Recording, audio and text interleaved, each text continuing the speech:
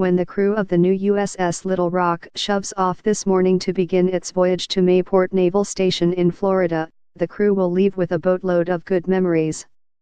The culmination happened Saturday when an estimated 8,500 spectators witnessed the ship's commissioning at Canalside, the first time in the Navy's 242 years that a new ship officially entered the fleet beside its decommissioned namesake.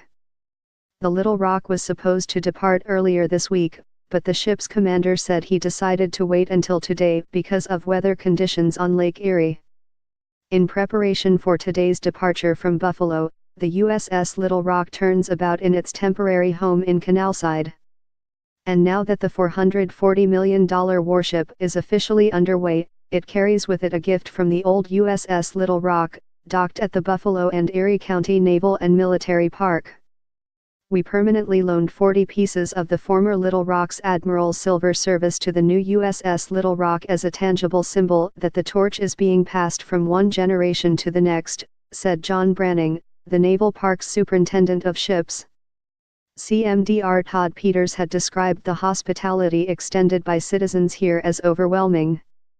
Being in Buffalo was everything we could have asked for and more, he said. The weather even cooperated for Little Rock Ensign Bailey Elizabeth Rhodes, who hails from Texas and had hoped to experience snow for the first time. While attending the December 10 Buffalo Bills game against the Indianapolis Colts at New Era Field, she said, the snow was so fierce she could hardly see the Colts in their white jerseys. They were camouflaged into the blizzard, Rhodes said.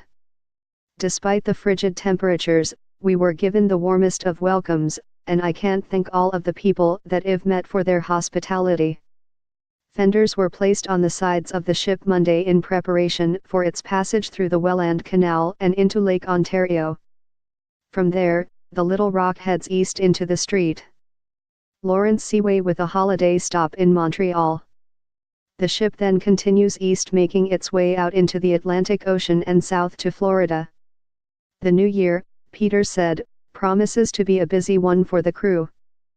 We'll be testing combat systems and training, Peters said, pointing out that the crew has already proved its mettle. They previously completed a battery of assessments in 63 days when it was expected to take 121 days. The relatively small crew of 72 sailors and officers is required to perform multiple tasks, which includes the ability to conduct different types of combat missions. Once the upcoming testing and training is finished, the ship will begin conducting missions. Many of the ships in this new class of vessels, known as littoral combat ships, serve in Southeast Asia, where they can access shallow ports that older Navy ships cannot. And as for the old Little Rock's silverware, Branning says there is still plenty of it here.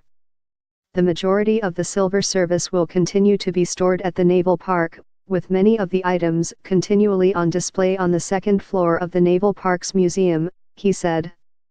Local Navy veteran who served on 1st USS Little Rock reminisces.